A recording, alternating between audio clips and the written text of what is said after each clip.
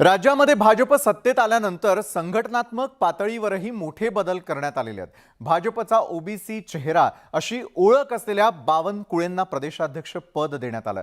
2024 ला भाजप महाराष्ट्रातून 200 आमदार निवडून एक हाती सत्ता आणणार आहे असा निर्धार आता त्यांनी बोलून दाखवलाय।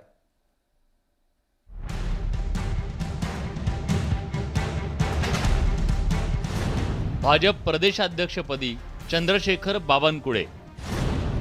बावनकुळेंचं महाराष्ट्रासाठी मिशन 200। भाजपच्या नव्या कॅप्टनचं नवं टार्गेट। चंद्रशेखर बावनकुळे आक्रमक, अभ्यासू नेता। महाराष्ट्र भाजपचा ओबीसी चेहरा अशी ओळख असलेल्या बावनकुळेंच्या हाती प्रदेश भाजपची सूत्र देण्यात आली आहेत। भाजपच्या तालमीत तयार झालेला पण ग्रामीण राजकारणाची नाडी ओळखणारा नेता अशी त्यांची ओळख आहे। ऊर्जा मंत्री असताना धडाकेबाज मंत्री म्हणून त्यांनी आपली ओळख निर्माण केली। 2019च्या विधानसभा निवडणुकीत उमेदवारी नाकारण्यात आल्यानंतरही ते खचले नाही। भाजप विरोधी पक्षात असताना त्यांनी महाविकास आघाडी सरकारचे ऊर्जा मंत्री नितीन राऊत यांना सळो की पळो करून सोडलं।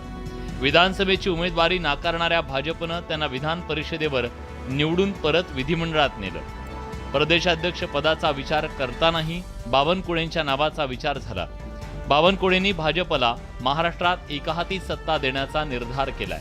माझी नियुक्ती संघटनात्मक शक्ती ताकदीनं वाढवण्याकरता आणि भारतीय जनता पक्ष हा महाराष्ट्रामध्ये एक नंबर, मी आधीच सांगितलं, महाराष्ट्रातलं सर्व सत्ता केंद्र, मग ते स्थानिक स्वराज्य संस्था असो, विधानसभा असो की लोकसभा असो, यावर जनतेची सेवा करण्याकरता देशातलं आणि महाराष्ट्राचं सरकार भारतीय जनता पक्षाच्या विचाराचं असलं पाहिजे, याकरता आम्हाला काम करायचं आहे। बावनकुळेंची निवड झाल्यानंतर त्यांच्यावर अभिनंदनाचा वर्षाव होतोय।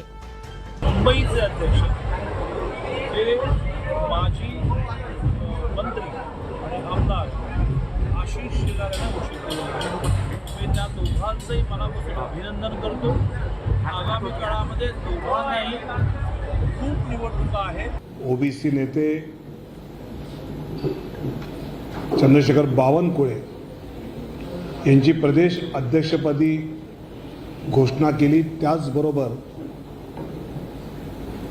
भारतीय जनता पक्षाच्या मुंबई अध्यक्षपदी पूर्व मंत्री, पूर्व भाजपा मुंबईचे अध्यक्ष, विधिमंडळात पक्षाचे असणारे मुख्य प्रतोद